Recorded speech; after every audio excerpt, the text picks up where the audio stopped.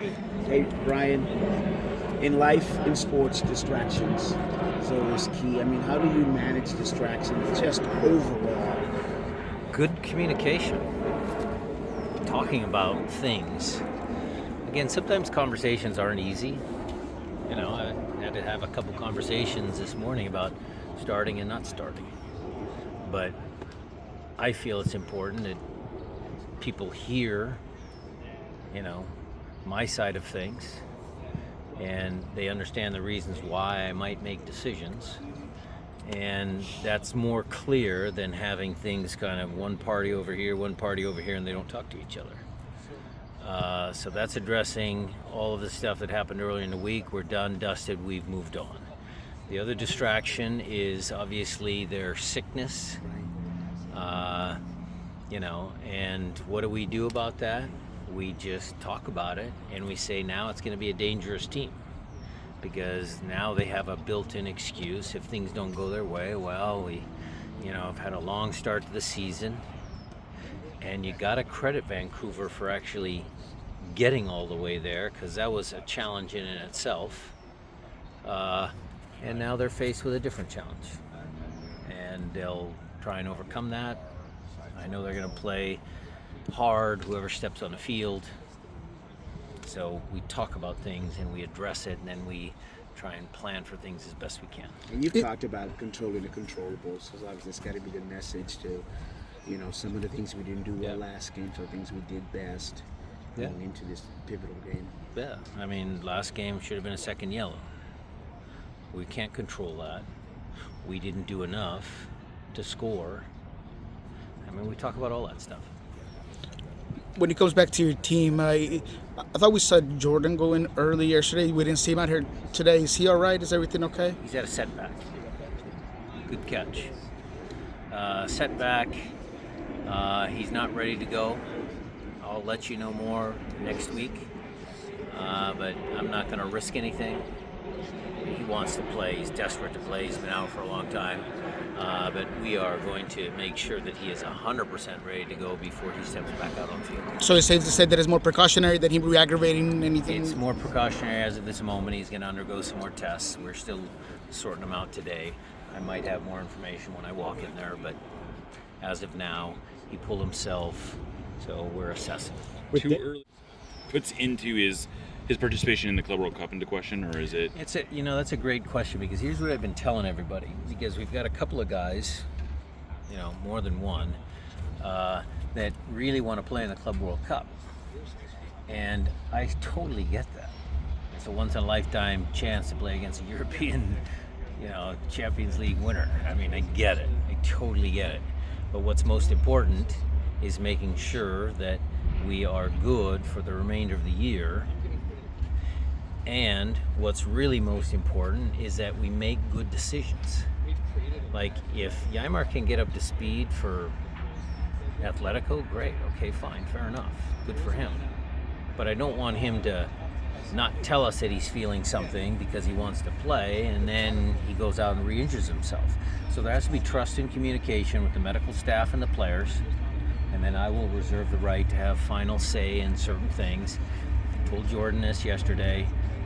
When you're ready, no pressure, just when you're ready to play, you jump back on the field. Simple as that.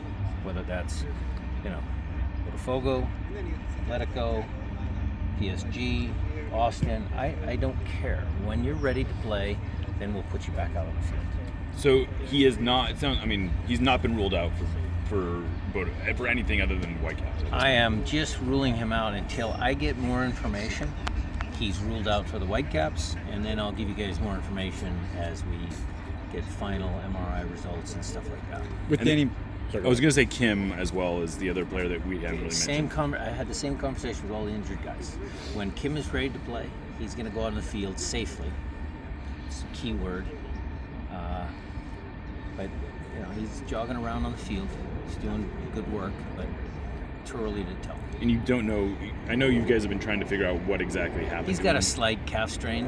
They just can't pinpoint the exact kind of right area to get it because he has that other stuff in his calf from a previous injury, so it's hard for them to read the scans. But it is a slight calf strain, and those are tricky sometimes. But he's also a senior player. He knows his body well, and again, when he's ready, he'll go back in the field. And how would you sort of assess the center back depth going into this game? A little short. You guys will probably catch this. Stewart came back because he was feeling his quad a little bit from the last game. There's a half of a chance that he's okay for Vancouver. Cody Baker, has played center back for Defiance. We talked about other things, Demian on a short-term loan, getting Leo Burney picked up a little ding in his hamstring, so he's out. So we've kind of searched. I'm confident that Jackson and Jonathan can do the job, and if we need an emergency situation, we'll figure it out. Going back to the forward spot, with Danny Mazowski, he obviously had that great run of 5 games. Since he's kind of gotten back from that little other injury, have you seen the same players, same kind of run, same movement from him? He had a good training day today. I talked with him this morning. He shot up like this, like a rocket, and then he kind of plateaued. And my challenge to him is you got to keep, the steady climb. Maybe it's not like this and flatten out. Maybe it's just steady progress. And so we talked about it. He's thinking about it. He's our second leading goal scorer, I think. He's helped us a lot. We're going to come into a lot of fixture congestion with a couple of league games, sandwiched in between our 3 big games. So, we need him. And Jesus Ferrer at the top, this kind of second run he's had at the 9. How do you assess these? Better than the first one. Yeah. Better than the first one. I mean, he's got to make it a little more consistent. He's got to prove to me that he can play up there. But he certainly has been that steady, gradual climb. It's been good. I was trying to go back and find some tape where Vancouver had this many rotations. The best one I could get was the 3-1 Minnesota right before their final for CCC. How difficult it is to prepare when you have a lot of young guys that maybe there might not be a lot of tape on, and a team that maybe hasn't played together. Well, a lot of the stuff that the film guys do is you can kind of get a feel for how teams play based on the coach and his preferences, and Jesper's 4-3-3, and he's got certain wide channel overloads, and you can get a feel for it. But you're absolutely right. You can't pinpoint. Like we do a lot of film. We'll show Ryan Kent film on the outside back he's going to face. Individual films. Well, we can't do that.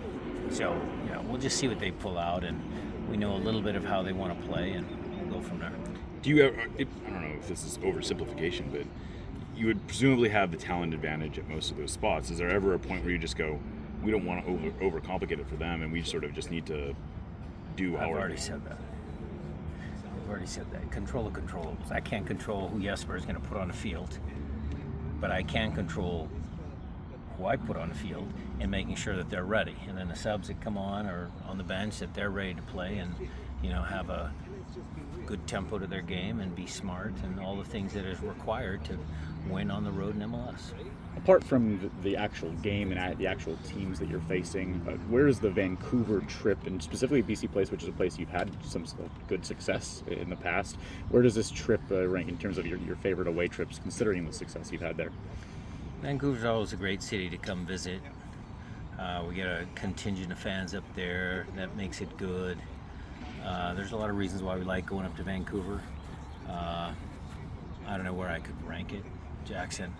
I just know that we need a rebound from a sour taste in our mouth from the last game. So, it's good to have another league game before we move on. Yep.